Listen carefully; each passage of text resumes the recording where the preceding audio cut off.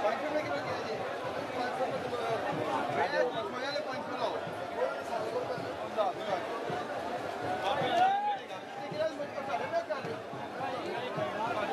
ਤੁਹਾਡੇ ਹੁਣ ਕਰਨ ਲੱਗੇ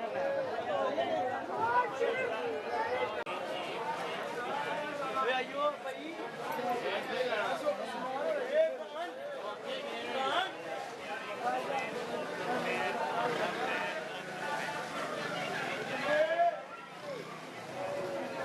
ਬਾਬਾ ਬੁੱਲੇ ਸ਼ਾਹ ਦਰਿਆ ਬਾਬਾ ਬੁੱਲੇ ਸ਼ਾਹ ਦਰਿਆ